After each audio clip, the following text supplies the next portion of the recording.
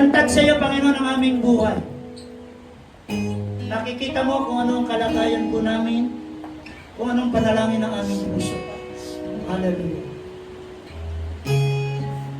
But we thank you, Father God. Alam namin may magagawa ka, may ginagawa ka, at may ginawa ka na. Sa bawat isa sa amin, sa bawat pamilya.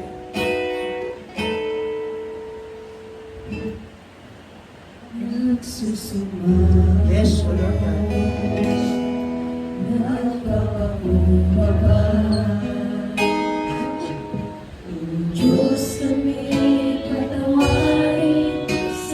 Lord, patuloy mong pakinggan ang dalangin ng aming puso, O Diyos, sa umagang ito.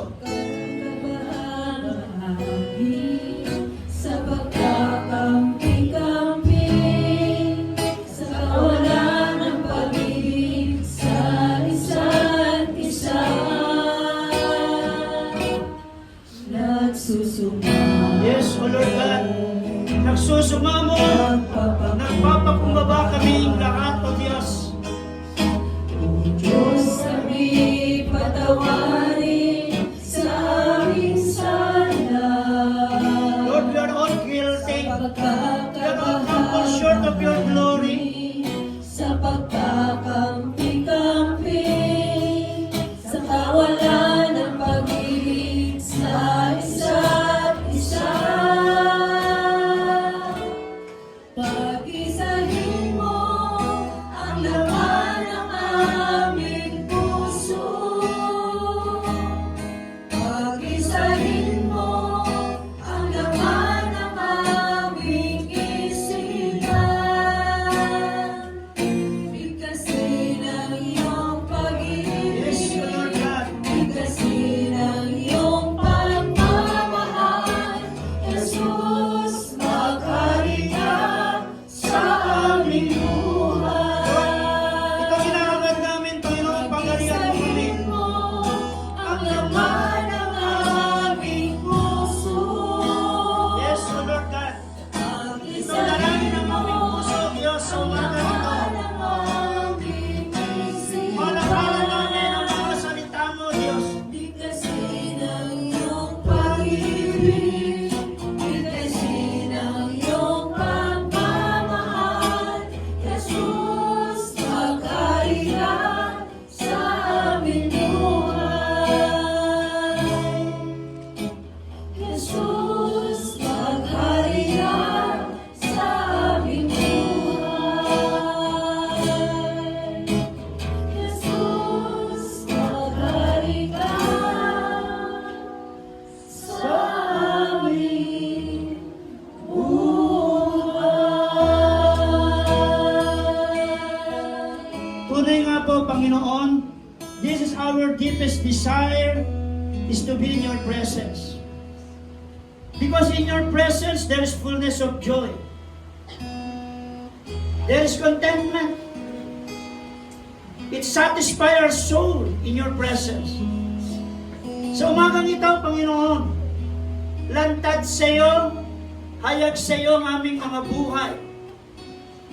Bawat isa sa amin, mayroon kaming kinakaharap ng pagsubok sapagkat bahagi ng buhay namin. Ngunit tinuturuan mo kami. Kapag mayroon kaming pagsubok, magalak kami. For we know that the testing of our faith will develop perseverance. Amen. Total reliance, total dependence on God. Bawat pamilya, Panginoon, marahil meron kaming bigat na nararamdaman. Meron kaming mga long-standing prayers sa mahal natin sa buhay, Yes, Father. sa pamilya, sa anak. O meron tayong mga mahal sa buhay na sa banig ng karamdaman. May kalungkutan sa kanilang puso. It's only you, Lord, can comfort us, Amen. O God. But Lord, salamat sa mga salita mo. Yes, Lord. Sinama mo kami sa parada ng amin. Yes, Father God. And thanks be to God who gives us the victory through our Lord Jesus Christ. Amen. Through the power of your word. Patuloy tataas ka namin, Panginoon. Lord, I pray sa araw-araw naming pamumuhay paglalakbay sa magulong sanlibutan na ito. itanim mo sa puso namin. Ingatan mo ang salita mo sa puso namin upang di kami magkasala laban sa iyo. Yes, Father God. Continue to hide your word in our hearts so that sin will not rule against us. Amen. Sa bawat isa sa amin, tinuruan mo kami magpanalangin na. Yung mga kapatid po namin na nagdiriwang din ngayon ng anniversary sa Kawayan, Quezon. Lord, ang susi ng tagumpay sa pagkakaisa, Amen. pagpapakumbaba, Amen. at ang malakas na pagkilos ng banal mong Espiritu na inangkin na namin ang katagumpayan. Amen. Ganon din dito sa aming Jerusalem. Sa lahat ng aspeto ng aming buhay, physical, spiritual, financial, Lord, we pray, restore every family, every wounded heart, bind together with love that cannot be broken and no one can separate. Amen. Ano mang sitwasyon meron kami, meron kang kasagutan. Yes, Father God. Lord, you have said in Isaiah 65 verse 24, before we call, you will answer thee. Amen. While still speaking, you will hear to listen. Yes, Father God. Thank you.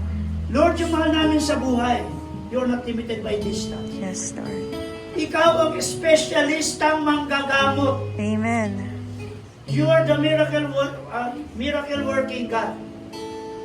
Lord, your word is a medicine. Amen. From this very moment, Panginoon, doon sa kapatid ko, Father God, na nasa balik ng karamdaman ngayon, doon sa Las Vegas. Yes, Father God. Lord, show her, Lord, your glory. Amen. Show her, Lord, your glory, Father God. Buksan mo ang pintuan ng kalangitan at ibuhos ang biyaya ng kagalingan. Amen. Thank you, Lord. Thank you, Jesus. Sabi mo, that sickness will not lead her to death, Amen. but for the purpose that your glory be revealed. Amen. Father God, in the name of Jesus, salamat po, Panginoon. Yung mga personal na prayer ng bawat isa, as we speak the medicine of your word, it Amen. shall come to pass. Amen. Kaya sa pagtatapos po namin, Lord, iniiwanan ko yung Mark 11:23. Ano man ang hilingin mo sa panalangin, manampalataya ka na yun ay natanggap mo na kahit wala pa sa iyong kamay Amen. at makakamtan mo ang iyong hinihingi ayon sa iyong pananampalataya. Amen. Father God in heaven, we thank you, we honor you, and truly, to you alone be the praise, the glory, and honor, and all the thanksgiving.